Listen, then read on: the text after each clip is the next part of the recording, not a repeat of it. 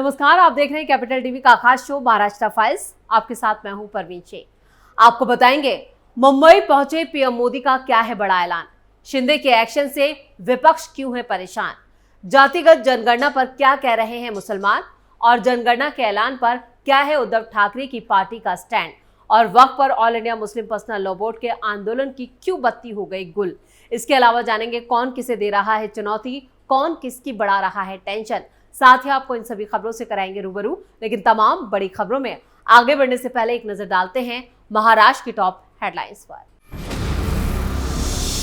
पहलगांव हमले के बाद मुंबई पहुंचे पीएम मोदी, सार्वजनिक कार्यक्रम में किया तगड़ा ऐलान।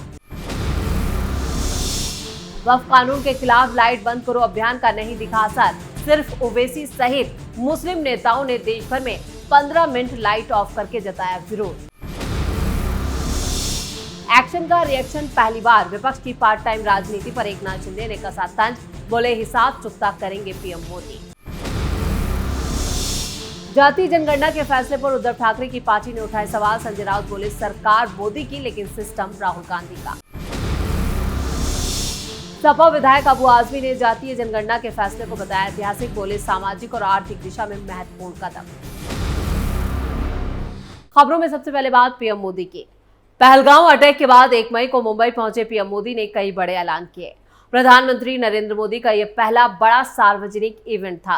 पहलगांव हमले के बाद मुंबई के बीकेसी जियो कन्वेंशन सेंटर के बाहर सभी 6 गेट पर भारी पुलिस सुरक्षा यहां पर तैनात की गई थी। पैरामिलिट्री फोर्सेस की तैनाती की गई थी। बीकेसी से 5 किलोमीटर तक चप्पे चप्पे पर पुलिस बल तैनात था। किसी भी अनजान गाड़ी को बिना पास के आने नहीं दिया जा रहा था।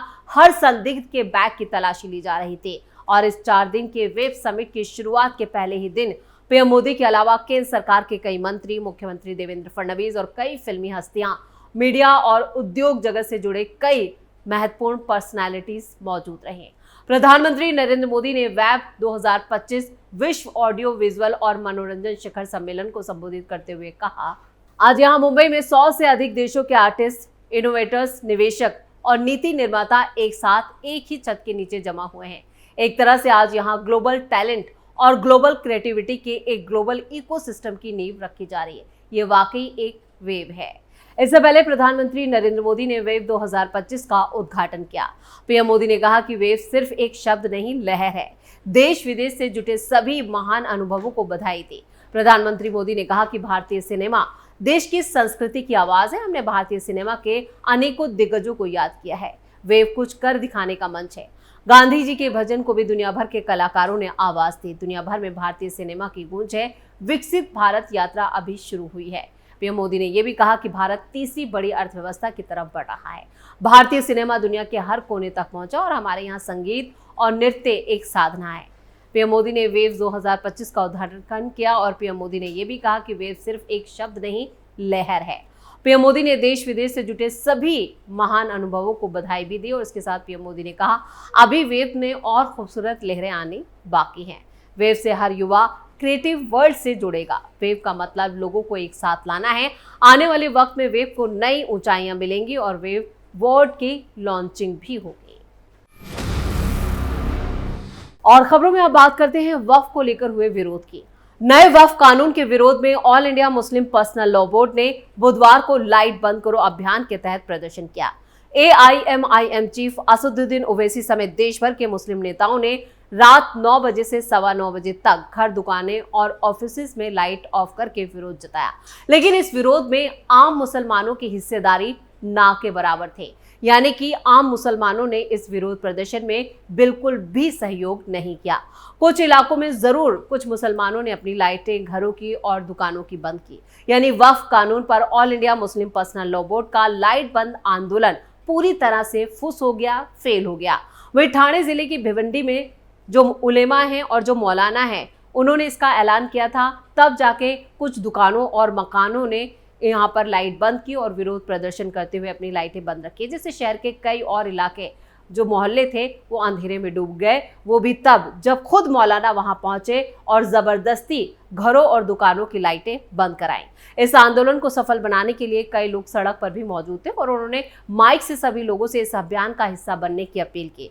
भिवंडी के मुस्लिम बहुल्य इलाके जिसमें कोटर गेट, जैतूनपुरा, खाड़ी पार, खंडूपाड़ा, अंसार मोहल्ला, औचित्यपाड़ा, दीवान शाह, दरगाह रोड, साहिल होटल और धोबी तालाब, शांति नगर, गेबी नगर, फातिमा नगर और ये मंसूराबाद जो थे वहां पर कुछ इन इलाकों में जरूर 15 मिनट के लिए जो था वो अंधेरा देखने को मिला और लाइटें बंद की गई।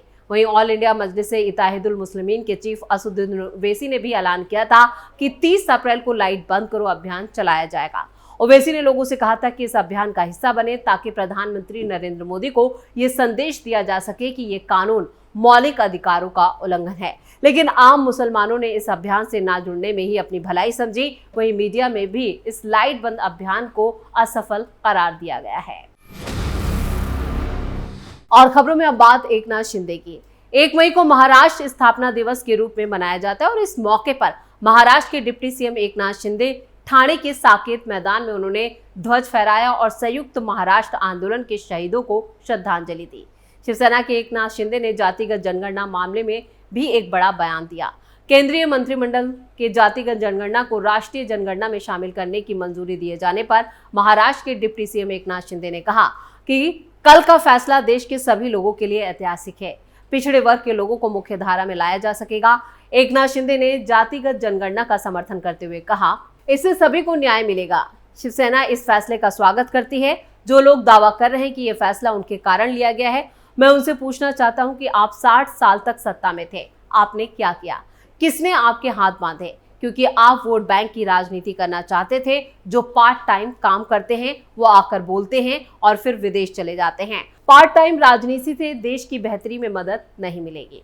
वहीं महाराष्ट्र के डिप्टी सीएम एकनाथ शिंदे ने कहा, यह पहली बार है कि पीएम मोदी ने पाकिस्तान के खिलाफ सख्त कार्रवाई की है, एक्शन को रिएक्शन दिया है। उच्चायोग से 5 लोगों को हटाया गया है। सिंधु जल संधि को निलंबित कर दिया गया है। अटारी बॉर्डर को बंद कर दिया गया है। पाकिस्तानी नागरिकों को जाने के लिए कहा गया है।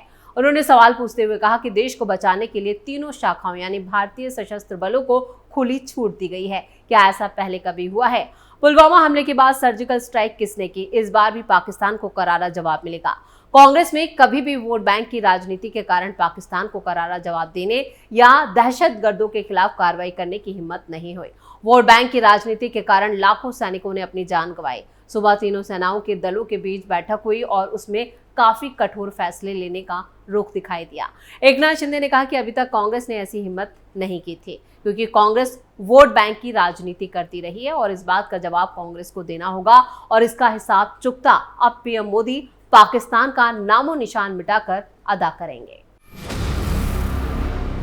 खबरों में आगे बढ़ते हैं और अब बात संजय राउत की। जातिगत जनगणना पर मोदी सरकार के फैसले को लेकर क्रेडिट लेने की होड़ मची है। इस बीच उद्धव ठाकरे की पार्टी शिवसेना यूबीटी ने भी इसका स्वागत किया। राज्यसभा सांसद संजय राउत ने जातिगत जनगणना को लेकर कहा है कि राहुल गांधी को इसका क्रेडिट जाता है। संजय राउत ने जातिगत जनगणना पर महाराष्ट्र के मुख्यमंत्री देवेंद्र फडणवीस पर तंज कसते हुए कहा कि उनकी बात आप भूल जाइए, उनको राष्ट्रीय लेवल की बात समझ में नहीं आती है। राहुल गांधी पिछले 10 साल से चाहे संसद हो या कोई और मंच जातिगत जनगणना की बात करते रहे हैं। उन्होंने कहा, जिस जाति का जितना हिस्सा है उनको हक मिलना चाहिए। ये बहुजन समाज की बात है कि देवेंद्र फडणवीस को समझ नहीं आएगी। उनकी विचारधारा अलग है। फडणवीस की विचारधारा जाति जनगणना वाली नहीं है। जरूर कैबिनेट ने फैसला लिया है, राहुल गांधी को श्रेय जाता है। मैं एक बात कहूंगा कि सरकार मोदी की है और सिस्टम राहुल गांधी का चल रहा है। ये चलता रहेगा। सरकार को झुकना पड़ा है। बिहार चुनाव सामने है तो सरकार को फैसला लेना पड़ा। उन्होंने ये भी कहा कि पहलगाम हमले के बाद पीएम मोदी से लोग सवाल पूछने लगे हैं और ध्यान हटाने के लिए ये फैसला लिया गया है। युद्ध का माहौल है। अमित शाह और पीएम मोदी से सवाल पूछे जा रहे हैं, इसलिए उन्होंने ये जातिगत जनगणना का शगुफा छोड़ा है। संजय राउत वैसे ही कोई पहली बार नहीं है जब उस तरह की बयानबाजी कर रहे हैं और मोदी सरकार को निशाने पर ले रहे हैं। अक्सर वो जब भी मीडिया के सामने आते हैं तो इसी तरह के उलझुल बयान देते हैं और जातिगत जनगणना पर भी उन्होंने ये कहा है कि इसका क्रेडिट सीधे तौर पर राहुल गांधी को जाता है। और खबरों के आखिर में बात समाजवादी पार्टी के विधायक अबू आजमी की।